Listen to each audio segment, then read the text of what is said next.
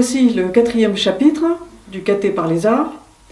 Nous allons nous concentrer sur les principales prières qui distinguent les chrétiens et sur les commandements que nous devons appliquer dans notre vie quotidienne, leur rapport avec d'autres listes de commandements.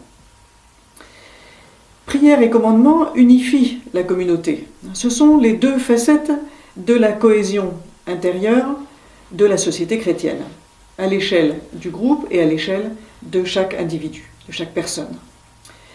Prier, c'est partir d'en bas de nos problèmes terrestres pour élever vers Dieu nos suppliques, nos demandes,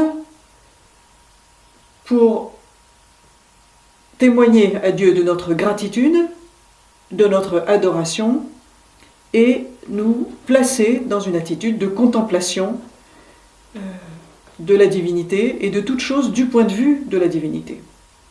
Les commandements incarnent, si vous voulez, le mouvement inverse. Les tables de la loi ou commandements mosaïques de l'Ancien Testament, que reprend le christianisme, ces tables de la loi, elles ont été apportées par Moïse, qui les a reçues de Dieu après qu'il se soit isolé de la foule et qu'il ait gravi tout seul les plus hauts sommets du désert du Sinaï, atteignant les cimes. Donc les commandements vont descendre quand Moïse redescend sur terre et les commandements s'imposent à nous dans ce mouvement de descente. Les 10 commandements que reconnaissent les chrétiens sont aussi appelés le décalogue, c'est-à-dire les 10 paroles de Dieu. Un commandement mosaïque, donc un commandement de ceux que Moïse a dicté et implanté dans la Bible, un commandement a disparu du christianisme. C'est le commandement qui interdisait de reproduire les choses. Dans l'islam, ce commandement est reconnu et on le voit en matière artistique, par le degré d'abstraction extrême qui est recherché par l'art musulman. L'art musulman se centre sur l'architecture et l'ornementation et la calligraphie. La calligraphie, art plastique extrêmement intellectuel, puisqu'il s'agit de figurer les paroles, les lettres. Art qui recherche la réalité mathématique sous-jacente aux apparences. Et tout cela est centré sur les merveilles de la géométrie. L'art islamique est un art d'émerveillement devant les grandes lois de l'univers. Mais le christianisme, au contraire, encourage les arts figuratifs, les arts de la représentation, et il choisit de donner à la représentation des choses, des êtres, le côté le plus agréable possible. Le christianisme fait confiance à l'art figuratif pour nous amener vers Dieu. C'est un des chemins pour se rapprocher du divin. Voilà pourquoi l'art chrétien n'hésite pas à étaler de la virtuosité, des prodiges de ressemblance, des illusions optiques. Par exemple, le trompe-l'œil, très développé à l'époque de la Renaissance. Et enfin, l'art chrétien est absolument unique en matière de portrait, de représentation de la singularité extrême de chaque personne. Dans le portrait, il y a beaucoup de ressemblances différentes qui peuvent être recherchées, des ressemblances à des degrés de profondeur très variés.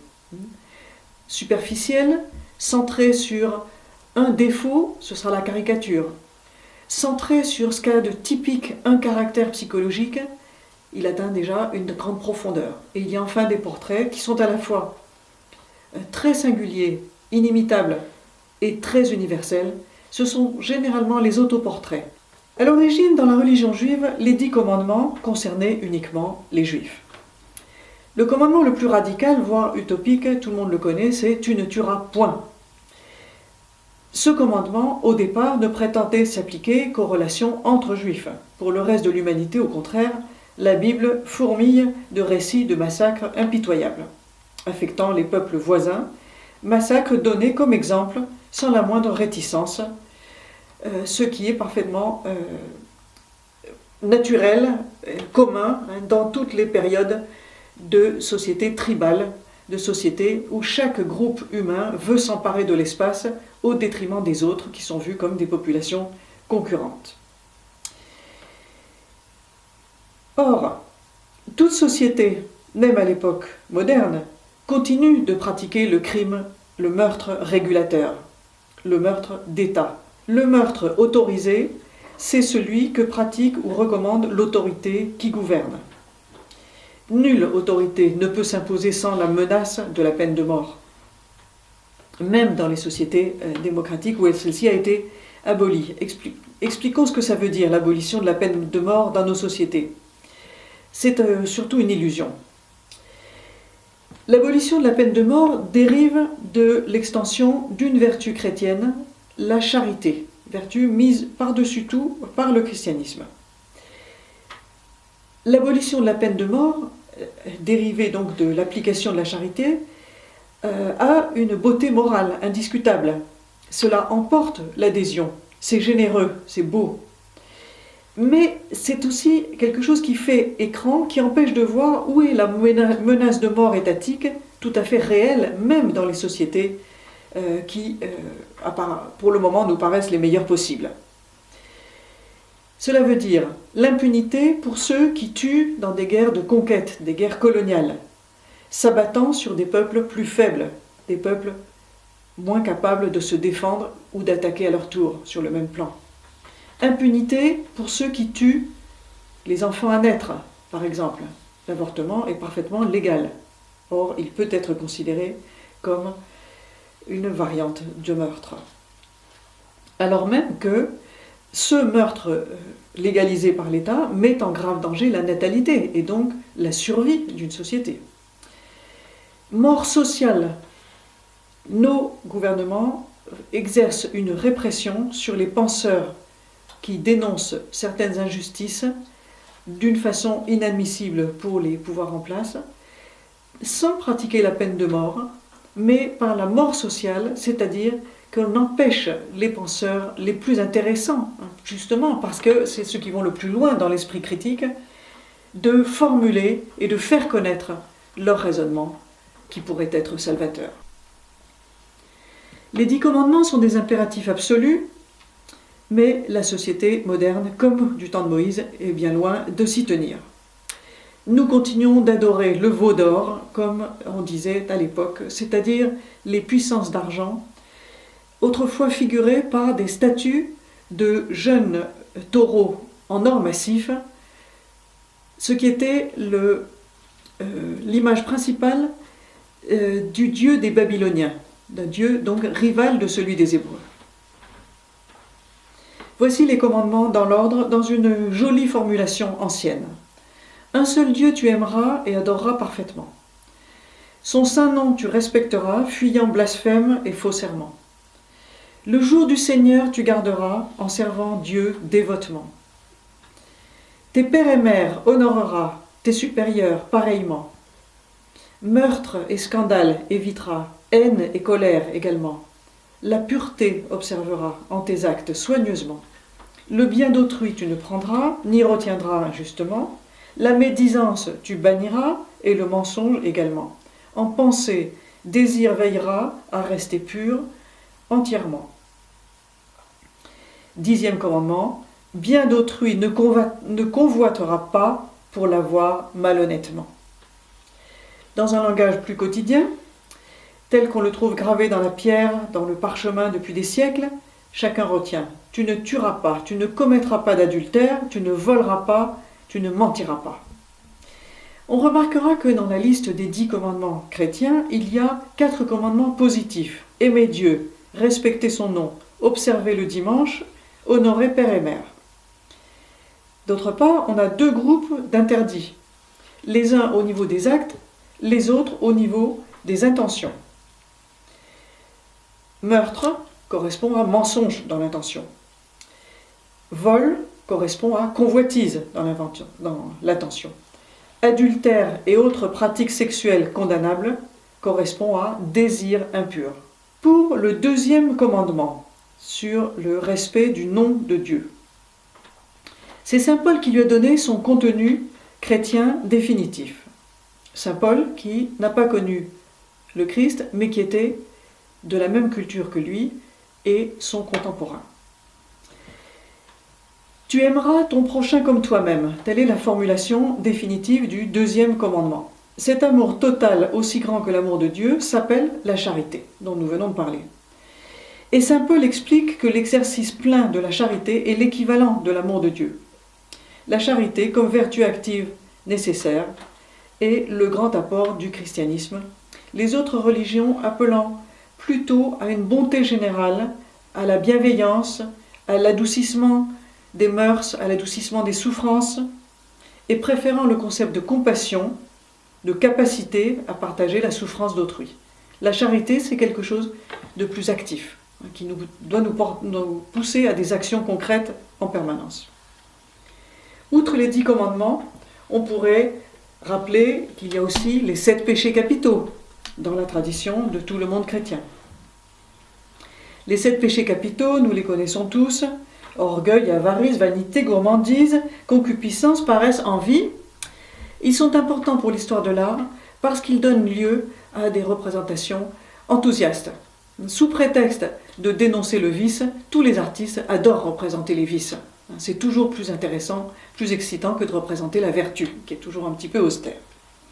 Nous le verrons en particulier sur les chapiteaux de l'art roman, qui se délectent de scènes tout à fait païennes, voire paillardes, éventuellement, en prenant des prétextes dogmatiques. Mais c'est toléré par l'Église, c'est tout à fait toléré parce qu'il faut que le peuple s'exprime, que le peuple fasse l'autoportrait de ses péchés, de ses défaillances.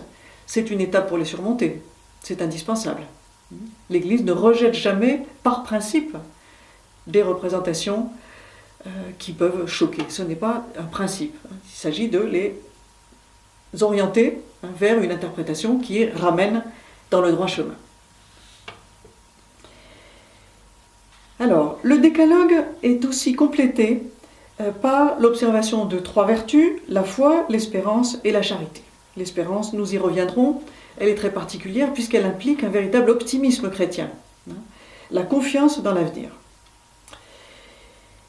Dans le monde occidental, il y a encore une autre série de commandements qui est très présente de façon plus ou moins assumée, plus ou moins inconsciente. C'est une série de commandements que l'on appelle les commandements noachiques, c'est-à-dire attribués à Noé. Noé, le patriarche, considéré comme un saint dans la Bible, auquel nous devons l'histoire de l'arche de Noé, et qui a bien d'autres facettes, comme nous le verrons plus tard. En quoi consistent les commandements noachiques? Il y en a 7. Établir des tribunaux. Interdiction de blasphémer. Interdiction de l'idolâtrie. Interdiction des unions illicites. Interdiction de l'assassinat. Interdiction du vol. Interdiction de manger la chair arrachée à un animal vivant. Donc on a reconnu des thèmes déjà bien présents dans les 10 commandements. Il y en a 2 qui sont particuliers et qui appartiennent en propre à la religion juive. C'est le premier sur la question des tribunaux et le dernier sur les rites et interdits alimentaires. Selon le judaïsme, tout non-juif vivant en accord avec les 7 lois que nous venons d'énoncer est considéré comme un gentil vertueux, et il a sa part dans le monde à venir s'il observe bien ces lois. Ces lois noachiques sont parfois aussi appelées noaïdes, une autre variante à partir du nom de Noé.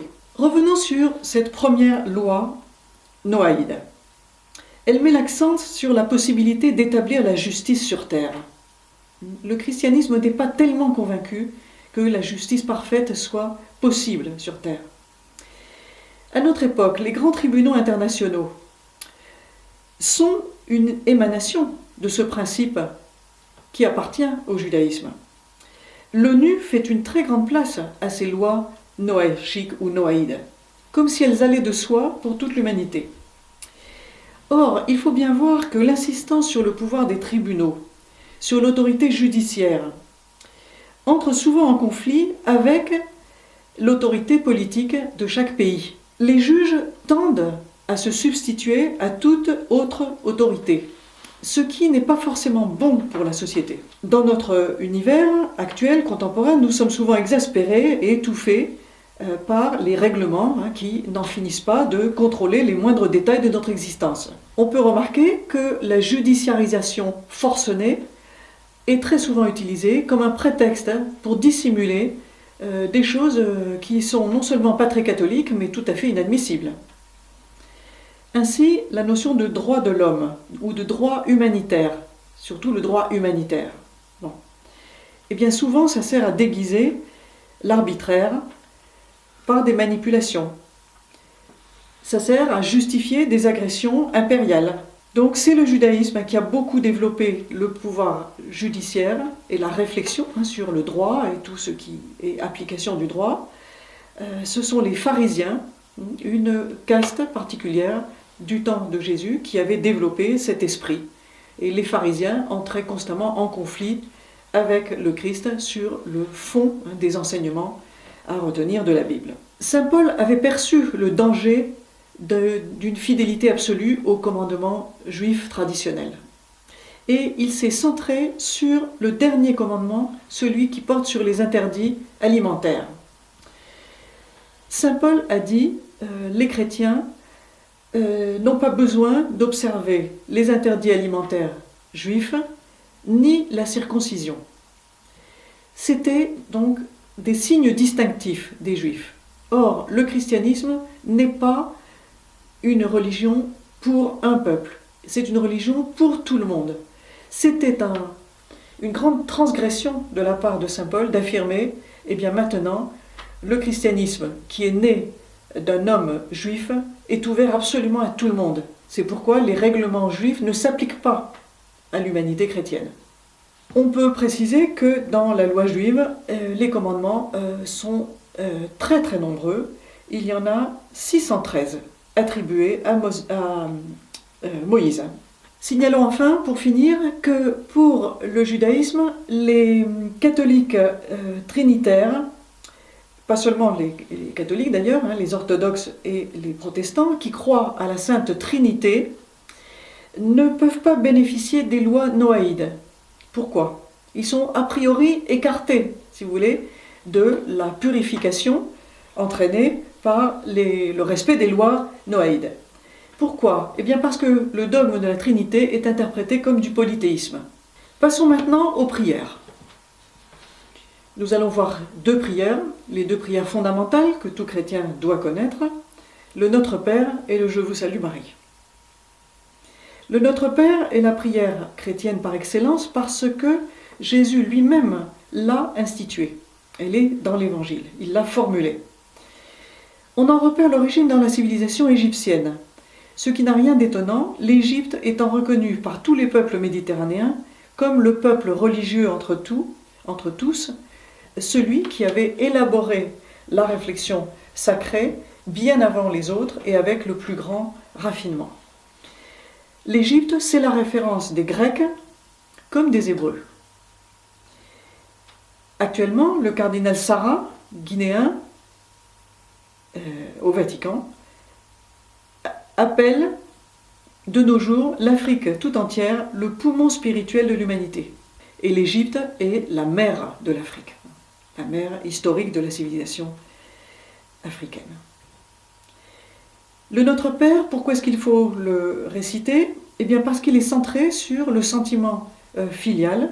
Nous nous adressons à Dieu comme à un papa bien-aimé, un papa gentil, protecteur, plein de bonté. Rien de tel que la mélodie pour le retenir.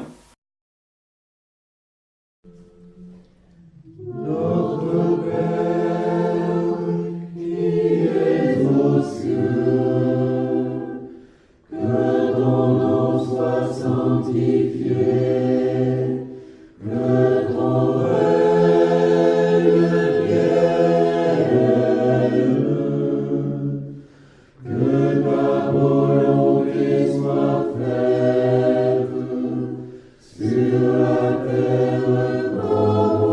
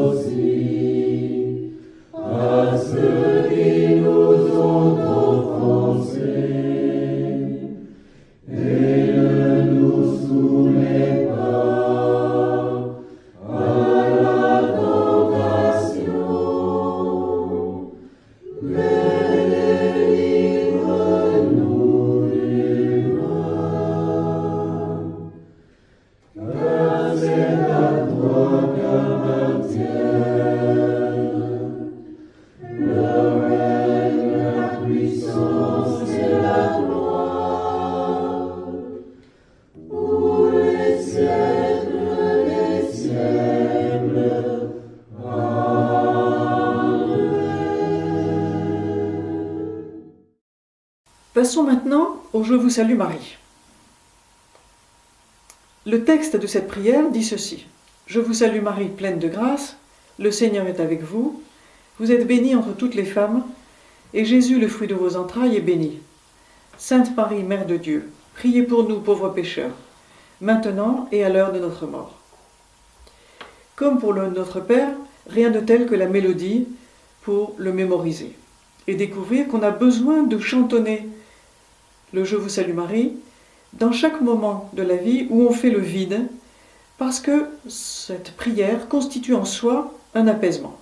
Je vous salue Marie, comblée de grâce, le Seigneur est avec vous. Vous êtes bénie entre toutes les femmes, et Jésus, votre enfant, est béni. Sainte Marie, Mère de Dieu, priez pour nous, pauvres pécheurs, maintenant et à l'heure de notre mort. Amen, Amen, Alléluia. Amen, Amen, Alléluia. Nous avons déjà évoqué le mystère de la virginité de Marie, associé à sa fécondité. Signalons maintenant que cette double qualité est un article très important pour nous guider dans la vie, concrètement. Car il est le schéma que nous devons tenter de reproduire, être à la fois vierge et fécond. Qu'est-ce que ça veut dire ? Pour une femme, ça veut dire mettre l'amour de Dieu, autrement dit l'Esprit Saint, l'amour de l'Esprit Saint, bien au-delà de l'amour physique, de l'amour particulier incarné pour un homme, pour un individu. Et pour un homme, dire le « Je vous salue Marie », c'est-à-dire réaffirmer la nécessité de virginité et fécondité à la fois, c'est reconnaître que la fécondité des femmes est un don de Dieu et non pas un effet du pouvoir des mâles. Le thème de la virginité de Marie est donc un garde-fou, un rempart contre les délires de toute puissance, aussi bien pour les hommes que pour les femmes. Dire le chapelet, c'est dire le « Je vous salue Marie » 10 fois. Cet objet, présent aussi dans d'autres religions, permet d'avoir les mains occupées, permet de ne pas se perdre dans le décompte des prières, permet donc avec son corps de se fixer sur la prière. Le corps doit participer à la prière. Les mouvements, se mettre à genoux, se mettre dans telle ou telle position, tout cela est indispensable pour que la personne tout entière se concentre sur la prière. Nous avons l'Angélus, qui est cette volée de cloches qu'on entend le matin à 7h, à midi, puis à 7h du soir.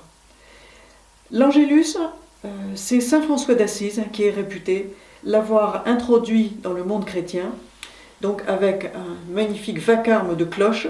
Maintenant, dans les églises en France, le bruit des cloches est atténué électriquement. Il pourrait être beaucoup plus fort. Autrefois, il était beaucoup plus fort. D'où est-ce que saint François a pris l'idée de l'Angélus de faire résonner la prière 3 fois par jour par le biais des cloches? Eh bien, c'est du monde musulman, du chant des muezzins. Chant également magnifique. Du haut du minaret, du haut de la tour, comparable au clocher. Quelles sont les paroles à mettre derrière l'Angélus? Normalement, en écoutant les cloches, on doit réciter les paroles particulières qui rappellent donc toujours l'histoire de la Sainte Vierge. Ce sont les paroles de l'ange Gabriel venant annoncer à Marie qu'elle concevra un enfant de l'Esprit Saint. Ça donne ceci qu'il faut dire à 2 voix. L'ange du Seigneur apporta l'annonce à Marie, et elle conçut du Saint-Esprit.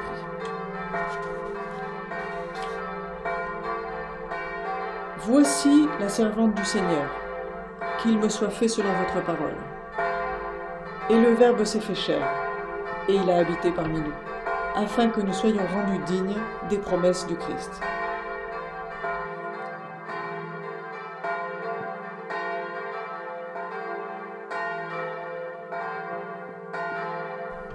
Voilà en quoi consiste donc le texte caché derrière la volée de cloches de l'Angélus, plus donc intercalé les 2 parties de la prière du Je vous salue Marie.